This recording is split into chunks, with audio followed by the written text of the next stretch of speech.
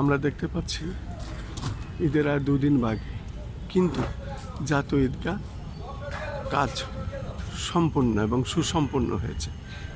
তার আগ মুহূর্তেই আমরা দেখতে পাচ্ছি র্যাপিড অ্যাকশন পুলিশ, সেনাবাহিনী, প্রশাসনের লোকজন এখানে এসেছেন। পোষা কুকুর সহ তারা মাঠ পরীক্ষা করছেন, চেক করছেন। এবং আমরা দেখতে পাচ্ছি প্রশাসনের সর্বস্তরের লোকেরা এখানে এসেছেন মাঠ পরিদর্শন। যেহেতু দুদিন পরেই ঈদ, আজকে উদ্বোধন করবেন, মাঠের পরিস্থিতি কী সেটা দেখবেন। আমরা সেটাই দেখতে পাচ্ছি।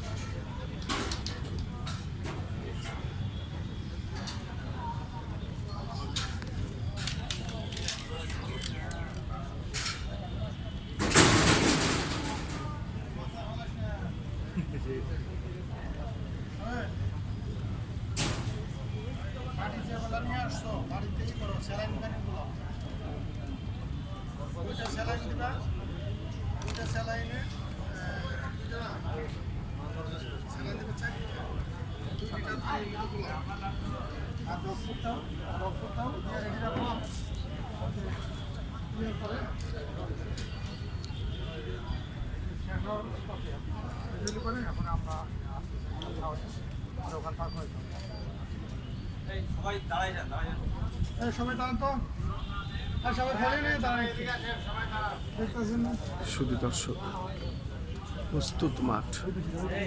তার আগে চৌকস যে বাহিনী, সেনাবাহিনী, র্যাব বাহিনী এবং পুলিশ বা গোয়েন্দা সংস্থার অন্য যারা আছেন পরীক্ষা নিরীক্ষা মাঠ করছেন।